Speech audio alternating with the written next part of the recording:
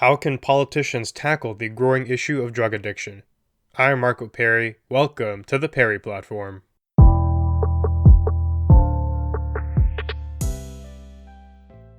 Pierre Poilievre, the leader of Canada's federal conservative government, wrote a piece for the National Post, and it was titled, "Addiction Policy is Broken. We Must Fix It."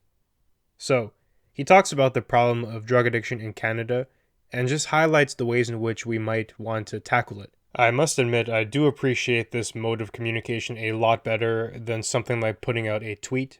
At least with the article, Pierre can fully flesh out his position and explain himself. With Twitter, people can put out a couple lines, a couple sentences, and it leads to confusion. As residents of Canada, we have to push for substance, not just political theater, which seems to be the predominant mode of operation these days. So, Pierre starts his article off by saying over the past decade, addiction has become a crisis in Canada, whether it be the rapid increase in opioid-related deaths, the massive spike in meth use, which is driving rural crime, or the overuse of alcohol. And here I have to say, I'm glad he has included alcohol. Many people, when they think about drug issues and addiction, they jump to things like heroin, meth, and items like that. But alcohol is a very real drug, and it causes very real problems for a lot of people. In fact, as he actually says here, alcohol contributes to utilizing more healthcare resources than all of the other narcotics combined. Overall, Canada is suffering. So, he then focuses in on British Columbia, which is having a rough go at it. In British Columbia, drug overdose deaths have skyrocketed. So in 2015, there was about 529 drug-related overdose deaths.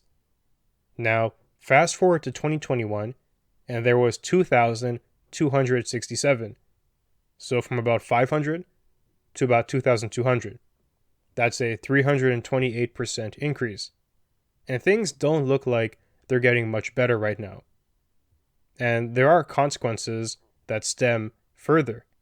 Not just overdose deaths, but things like tent cities, open drug usage, and public safety concerns are all stemming from the drug issue that Canada is grappling with. And Pierre goes on to say that we can no longer live this way. Canadians deserve much better, and I agree with that. And Canadians also include those who are struggling with addiction. They deserve much better. Not to be left to their own devices on the sidewalk, shooting themselves up with drugs and living in a tent. There has to be a better approach here for everyone. So, Pierre thinks that public safety must be at the center of this conversation, right alongside a focus on treating addiction and supporting Canadians in their pursuit of recovery. And I agree with that. And he goes on to say that repeating the 1980s war on drugs is not the answer. People struggling with addiction belong in treatment, not prison. I agree with that too. And I'm happy that he's coming out and saying this. Old school conservative thinking may have classified drug users as criminals, and in the past they would be seen as targets to put in prison, which doesn't solve anything. Pierre says that prison should be for violent habitual reoffenders and kingpins who profit off these deadly and life-destroying substances. I also agree with that. Then he goes on to say that critics mischaracterized his position. The problem, and now he's going to critique something called the safe supply approach, which I'll further explain in a second. But he says the problem with that has been that it has lacked a path to recovery. We must protect the lives of users, but also provide them with a path to a drug-free life. We must meet people where they are, but also help get them where they need to go. So it's actually been a common response that I've noticed in a lot of cities, even beyond Canada, in America too. They are refusing to take action, and instead they're opting for a more enabling path. And something like the safe supply approach is something along those lines. It's a government program that provides prescribed medication to people who use drugs, and it's overseen by a healthcare practitioner. And their goal is preventing overdose and saving lives. And I pulled that from their official website. Essentially what's happening here, though, is people who are using drugs are often getting them from sketchy places. Perhaps they're being laced with things like fentanyl, which are increasing the odds of an overdose. So what this program is doing is saying, instead of getting the sketchy drugs, we'll give you a substitute drug that's going to be safer, that will likely fulfill your craving or your needs. And we're going to make sure that there's a healthcare practitioner there who can oversee this. So even if something does go wrong, we can save your life. Now, that's well and good, but as Pierre has pointed out, that doesn't complete the puzzle. That's enablement which you might need at a certain point in the recovery journey, but what do you do after? You let them go back onto the street and they're coming back the next day and the next day and the next day. Where is the path to recovery portion of the plan? Well, that's missing. And many governments are missing that. Addiction truly is a healthcare issue, and we need to be providing the right type of care to these individuals because they're not only a harm to their immediate environment, they can be a harm to themselves, and leaving them to their own devices and just enabling them without putting brakes as part of your response protocol is not helping anyone. Pierre then goes on to say that, simply stated, it should be easier to get treatment and pursue recovery from addiction than it is to get drugs to feed an addiction. And I do think that chain of command makes sense. What is our ultimate goal here? It's clear we're facing an issue, and many people are dying as a result. There are 10 cities cropping up. There's open drug use on popular Canadian streets. People need a plan to get better. Many of these individuals are aware of their circumstance and they don't want to be drug addicted and homeless. They're there via circumstance. Addiction is a complicated thing. And it seems like we're prioritizing the other half of the equation here, which is providing things to prolong the problem. We're not thinking in terms of treatment and pursuing recovery. And of course, there are hurdles here. So one of those hurdles is that healthcare is largely in the domain of the provincial government.